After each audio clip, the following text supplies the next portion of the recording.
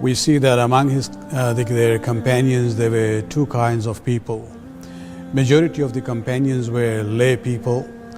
but there were a group of companions during all the eras from the Prophet to the Imams who may be called scholars of the time. And we see this reflected very clearly in the question which was asked by an individual to Amir al-Mu'mineen, and he talks about it in Nahy al-Balagha, on the question of why there is a discrepancy in the ahadith that we hear from different companions. Among the biography of the companions of the Imams, there are some who stand out for their scholarship. You look at the list of the companions of the 5th and 6th Imam, you'll see the name people like Aban, Zurara, Abu Basir al-Asadi, Muhammad bin Muslim al-Saqafi, and many others who were considered to be the scholars among the companions of the 5th and the 6th Imam. This is where we see that the Imams very clearly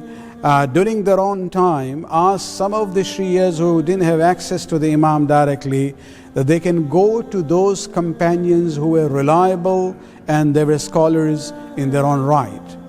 Not only that, we actually see the example of a person like Mu'adh bin Muslim al-Nahwi, who actually used to sit in the masjid and give fatwa to the people during the days of Imam Ja'far al-Sadiq alayhi salam. And he says, one day I went to the Imam, and Imam said that it has come to my attention that you sit in the masjid and give fatwas to the people.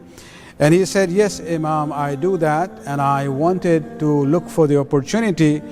to ask you about it, because when I sit there and if I know that the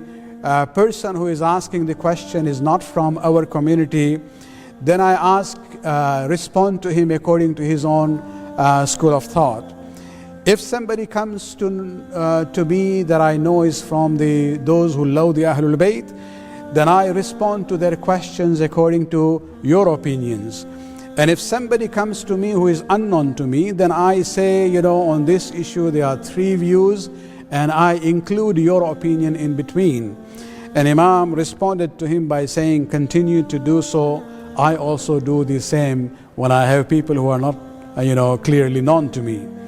And so we see that Imam is actually encouraging an individual by Mu'adh bin Muslim al-Nahwi to sit in the masjid and give fatwas while the Imam were present there.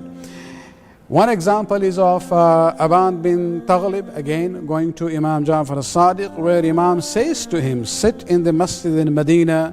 and give fatwas to the people, for I indeed love to see individuals like you among my Shias. And so by looking at these examples, we see a very practical sunnah and seerah, the tradition established by the Imams of referring ordinary Shias to the learned Shias during the time of the Hudur, when the Imams were present and accessible to the people. So if this was the tradition which was accepted and promoted by the Imams during the time of Hudur, when we come to the time of Ghaiba, where Imam is not accessible to anyone, they are not even specially appointed agents anymore, then this becomes even more crucial for the religious guidance of the lay people of the community. So this is an ongoing tradition which has started from the days of the Imams, continued in Ghaibat al-Sughra, and has continued till the present day.